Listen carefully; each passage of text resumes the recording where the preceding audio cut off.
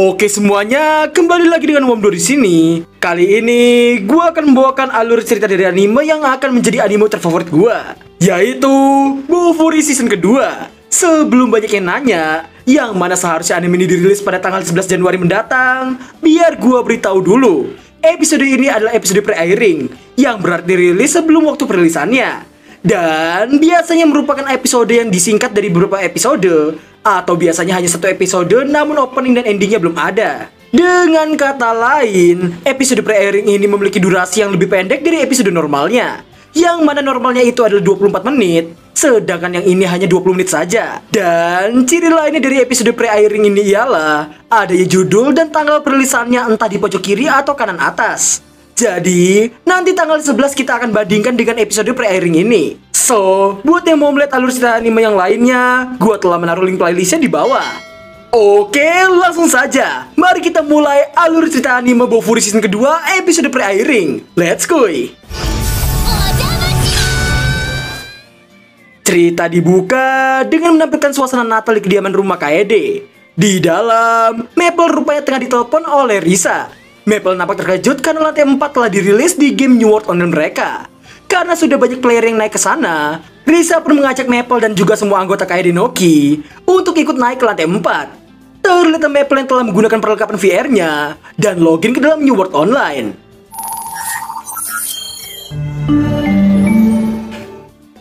Terlihat mereka yang telah tiba di dalam dungeon lava. Kaede Noki harus menghadapi bos dungeon di sana yang nampak seperti robot bertangan 4. Kuromu kemudian memberitahukan mereka hanya perlu mengalahkan bos tersebut. Dan dengan penuh percaya dirinya, Maple meminta untuk menyerahkan bos itu padanya.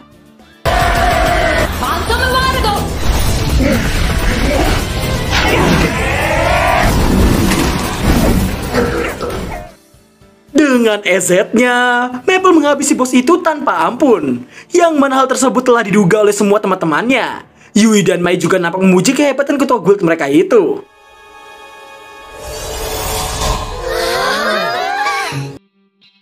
Terlihat mereka yang telah tiba di lantai 4 dengan nuansa Jepang zaman Edo. Mereka semua nampak bersemangat karena ingin menjelajah lantai baru itu. Mereka pun memutuskan untuk berpisah dan mengumpulkan semua informasi dari lantai tersebut. Maple kemudian memberikan semangat kepada mereka semua.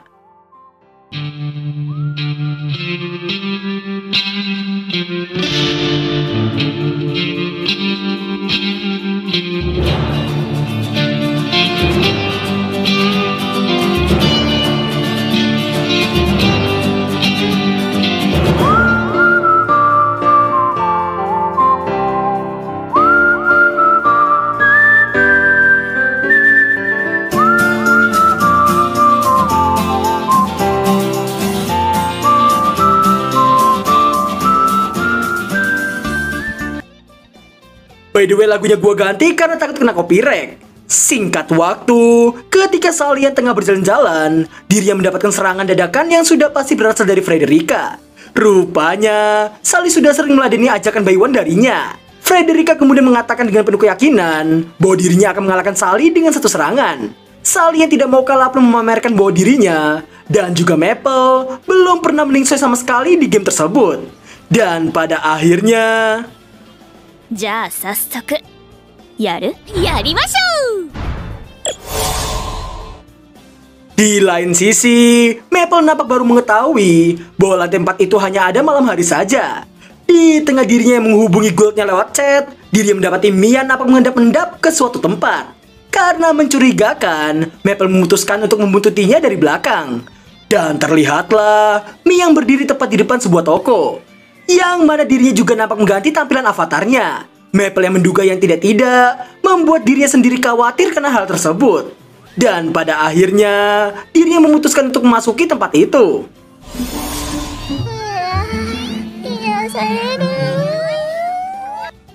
Terlihatlah Mia tengah bermain-main dengan para kucing lucu di dalam sana, yang artinya tempat itu adalah kafe kucing. Mia tengah ngusul-ngusul seekor kucing, baru menyadari sosok Maple yang berdiri tepat di pintu masuk. Dan karena telah ketahuan, Mia menjadikan anak-anak kucing itu sebagai penutup wajahnya. Setelah Maple mengetahui rahasia Mia, Maple terkejut karena selama ini hanya melihat Mia yang selalu tampil keren. Mi pun beralasan karena dirinya adalah ketua guild. Namun Mi merasa tidak masalah jika Maple mengetahuinya, yang mana diri juga lelah karena terus berakting seperti itu. Maple pun bertanya alasan Mi yang selalu berakting seperti itu. Dan terungkaplah, Mi yang awalnya berniat membuat karakter bertipe kesatria sihir dan berakhir membuat banyak orang mengikutinya dan menjadikannya sebagai ketua guild mereka. Mi juga memberitahukan bukan hanya Maple yang mengetahui rahasianya, melainkan Misery juga ternyata telah mengetahuinya. Melihat Mi yang terus memeluk kucing-kucing itu, Maple pun memahaminya dan memutuskan akan merahasiakannya dari siapapun. Yoroshiku. Sekeluarnya mereka, Mi nampak dijemput oleh guildnya yang sedari tadi mencarinya. Mi beralasan dirinya tengah bertukar informasi sebagai sesama ketua guild. Maple pun membenarkannya. Dan pada akhirnya, mereka pun berpamitan pergi dari sana. Maple menduga pasti akan sangat sulit berakting seperti Mi. Singkat cerita, di tengah adu mekanik Sally melawan Frederica, Frederica nampak menggunakan multiple barriernya untuk menahan pergerakan cepat Sally. Ketika Sally tengah melesat maju, dirinya terpeleset karena Frederica yang menggunakan barriernya tepat di bawah kakinya. Dan kemudian, ini yang dilakukan oleh Frederica.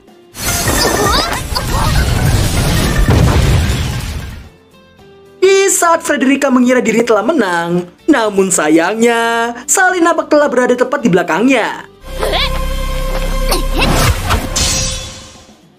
Dan pada akhirnya, adu mekanik itu lagi-lagi dimenangkan oleh Sally. Meski telah kalah berulang kali, namun Frederica tetap ngotot ingin adu mekanik ulang di lain waktu.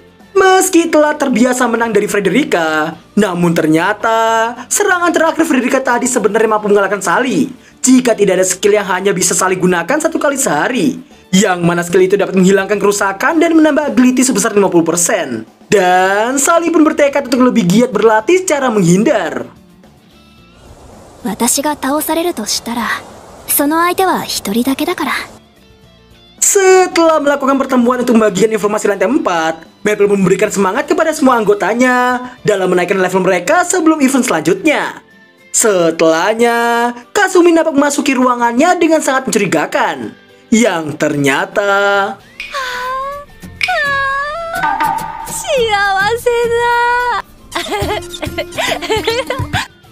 Tanpa disangka-sangka, Kasumi rupanya adalah seorang fanatik kultur Jepang. Karena tidak memiliki uang untuk membeli equipment, Kasumi memutuskan menjalankan misi yang pernah ia temukan. Terlihat Kasumi yang nampak memasuki sebuah goa, dan kemudian ini yang terjadi.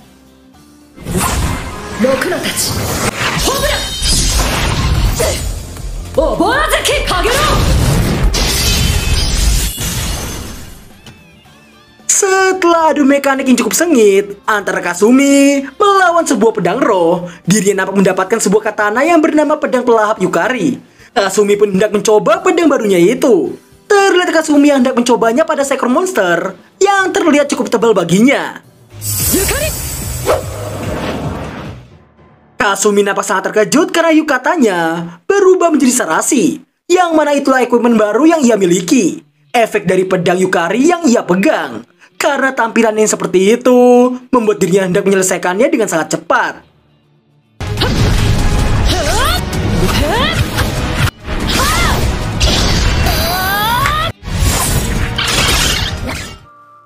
Meskipun kekuatan Yukari sangatlah dahsyat, namun kekuatan itu ternyata memiliki bayaran. Yang mana bayaran itu ialah membuat penggunanya menjadi loli dalam jangka waktu tertentu.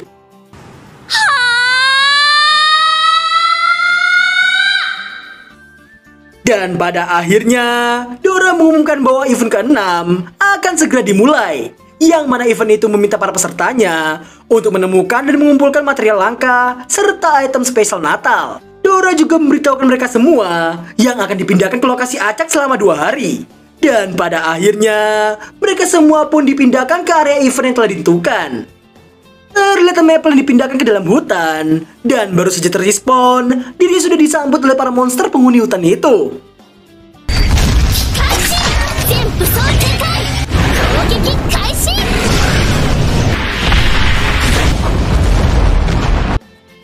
Di tengah Maple yang langsung multi para monster, Shin berpindah ke Pen yang juga tengah sibuk bersih-bersih. Tak lama kemudian, dirinya merasakan getaran yang berasal dari dalam hutan. Dirinya mengira itu adalah monster raksasa. Namun ternyata...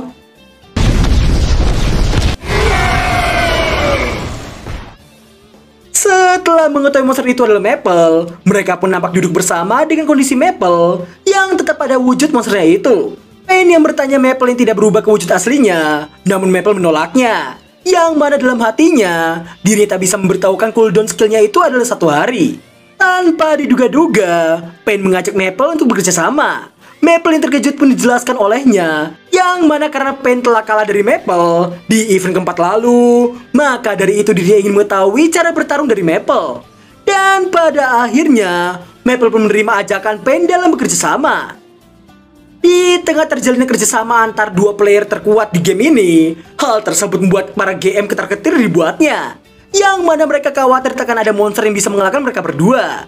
Mereka semua pun menyalahkan Maple yang selalu membuat apa yang tidak mungkin menjadi sangat mungkin.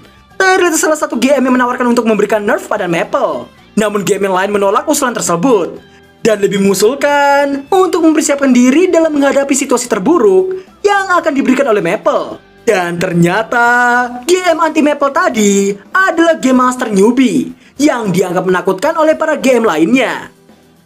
Pain yang merasa hanya petangkringan di atas kepala Maple menganggap para monster di sana sangatlah bodoh, yang mana Maple mengalahkan mereka semua hanya dengan berjalan dan menginjaki mereka.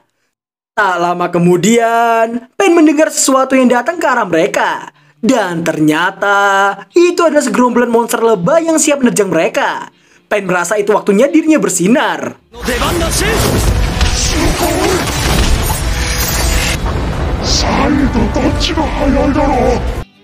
Di tengah ngilernya Maple, Pain menjadikannya pijakan untuk melakukan adu mekanik di udara lagi.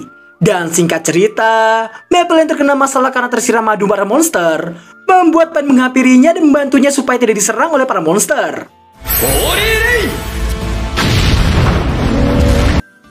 Dalam sekejap, Pain nampak memusnahkan semua monster di sana. Dan sesaat kemudian, terlihat seekor monster boss yang nampak bersiap adu mekanik. Dan kemudian ini yang terjadi. Scene berpindah tepat sebelum skill Pain mengenai monster boss itu. Terlihat Salia mendapatkan skill jaring setelah mengalahkan monster laba-laba tadi. Dan tak jauh dari posisinya, terdapat sebuah kotak hadiah yang pastinya itu adalah item event yang dimaksud oleh Dora tadi. Di tengah Kasumi yang menjadi loli, dirinya tak ingin siapapun melihat wujudnya. Namun apesnya Shin datang dan melihat wujud lolinya itu. Terlihat Kasumi loli yang mengancam dengan menodongkan Yukari padanya. Namun Shin memberitahukan sarasi Kasumi yang melorot.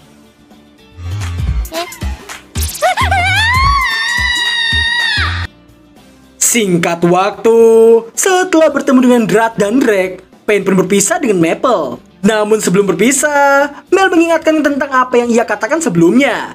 Pain pun memahaminya dan berkata pasti akan menepatinya. Drake dan Drat pun menanyakan maksud dari percakapan mereka berdua. Dan ternyata... Merry Christmas! Merry Christmas! Marcus yang menyinggung mereka yang merupakan rival, namun Misery nampak tidak masalah karena ketua guild mereka yang telah akrab dengan Maple. Mi pun membenarkannya dengan wajah memerah. Setelahnya, Maple meminta mereka untuk membuka kado hadiah dari event Natal game tersebut. Dan setelah dibuka, ternyata mereka semua yang mendapatkan kostum Santa. Shin kemudian menggoda Kasumi untuk menggunakan kostum itu dengan wujud lolinya. Hal tersebut tentu saja membuat Kasumi merah dan mengomelinya. Dari semua orang di sana yang mendapatkan kostum Santa, karena dinampak menyinggung kostum yang didapatkan oleh Maple.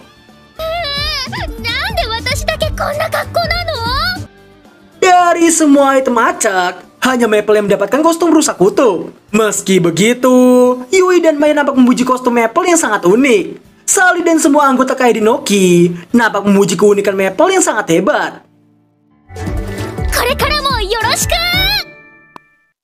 Dan berakhirlah alur cerita anime Bofuri season kedua episode pre-airing. Mari kita bandingkan dengan episode 1 yang akan official rilis pada tanggal 11 Januari mendatang. Untuk komentar sebenarnya ada banyak.